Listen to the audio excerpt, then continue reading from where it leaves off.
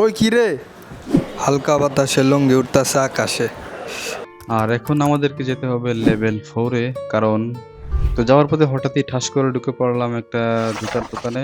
দেখলাম দারুণ দারুণ কালেকশন।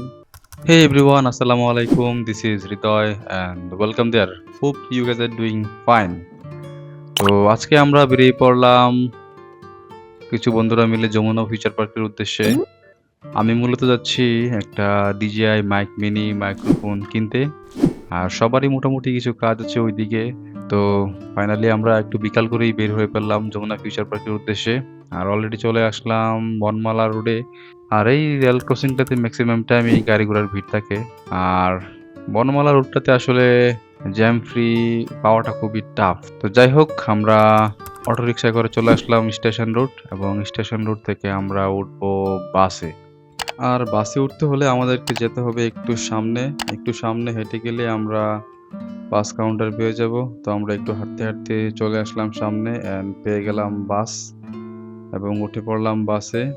অ্যান্ড ফরচুনেটলি বাসে সিটও পেয়ে গেলাম। তো রাস্তায় মোটামুটি ভালোই ট্রাফিক, জানি না কত সময় লাগে। তো অলরেডি মাগরিবের আজান দিয়ে দিয়েছেন অ্যান্ড আমরা চলে আসছি প্রায়। তো জ্যাম দেখে একটু আগেই নেমে পড়লাম। তো রাস্তার পাশেই দেখলাম এক ভদ্রলোক টি শার্ট বিক্রি করতেছে, এবং সবাই দেখলাম টি শার্ট দেখতে আগ্রহী এবং কিনতে আগ্রহী হলো, এবং প্রাইসও দেখলাম মোটামুটি অ্যাফোর্ডেবল। দেখলাম সবাই মোটামুটি 2-3টা করে নিচ্ছে, তাই আমিও নিলাম 2টা T shirt. And T shirt কেনার পর আমরা চলে আসলাম যমুনা ফিউচার পার্কে। আর এখন আমাদেরকে যেতে হবে লেভেল 4-এ, কারণ ক্যামেরা এবং টেক রিলেটেড বা গ্যাজেট রিলেটেড যে প্রোডাক্টগুলো ওগুলা লেভেল 4-এ। আর যমুনা ফিউচার পার্ক এবং বসুন্ধরা শপিং মলে গেলে আমার একটা সমস্যা হয়, যেটা হলো শপ নাম্বার এবং যেই ব্লক এগুলা খুবই গুলিয়ে যায়। এবং আমার সাথে যারা ছিল দেখলাম ওদেরও সেম সমস্যা, কারণ ওদেরকে নিয়েই আমি সব খুঁজতেছিলাম, কারণ সব খুঁজে পাইতে অনেক দেরি হয়, কারণ সবগুলা ব্লক বা যে গলিগুলা ওগুলা মোটামুটি সিমিলার, যার কারণে খুবই কনফিউশন লাগে। তো যাওয়ার পথে হঠাৎই ঠাস করে ঢুকে পড়লাম একটা জুতার দোকানে। দেখলাম দারুণ দারুণ কালেকশন। যদিও জুতা কেনার প্ল্যান নাই, তারপরেও একটু দেখে নিলাম কি কি কালেকশন আছে। দেন আবার আমরা চলে আসলাম লেভেল 4-এ, এবং we are looking for camera world. তো গাইস, এখন আমাদের কাজ হলো ক্যামেরা ওয়ার্ল্ড কোথায় আছে তাকে খুঁজে বের করা। তো সেই অনুযায়ী আমরা শুরু করলাম খোঁজা, এবং পই করে খোঁজার পর আমরা ফাইনালি পেয়ে গেলাম ক্যামেরা ওয়ার্ল্ড, এবং ঢুকে পড়লাম সেখানে। বললাম আমাদের ডিজিআই মাইক মিনি লাগবে, এবং আমরা আনবক্সিং করে শুরু করলাম sound test. Hello 1 2 3 check, hello microphone check.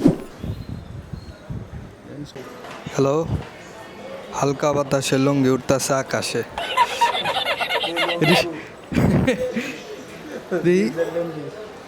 ওই কি রে, ওই কি রে, ওই কি রে। হ্যালো।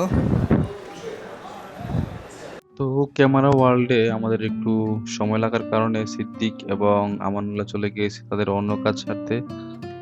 আর আমরা এখানে আমাদের কাজ শেষ করে আমরা বাইরে এসে ওয়েট করছিলাম সিদ্দিক এবং আমানুল্লাহর জন্য।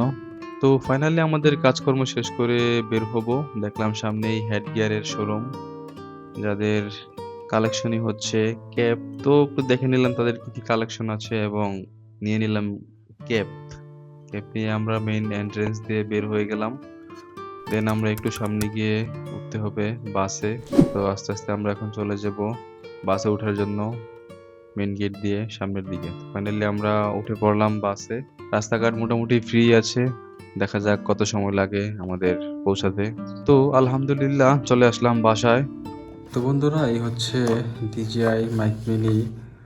আমি যেই সিঙ্গেল ট্রান্সমিটার ভ্যারিয়েন্টটি নিয়েছি সেটার সাথে পাওয়া কম্পোনেন্টগুলো এই বক্সের ভিতরে একটা ব্যাগ পেয়ে যাবেন। ব্যাগের মধ্যে কিছু ইউজার ম্যানুয়াল অ্যান্ড হচ্ছে একটা টাইপ সি চার্জিং কেবল, একটা চার্জিং ডক, এবং 2টা উইন্ডশিল্ড, আর হচ্ছে এই সিঙ্গেল ট্রান্সমিটারটি।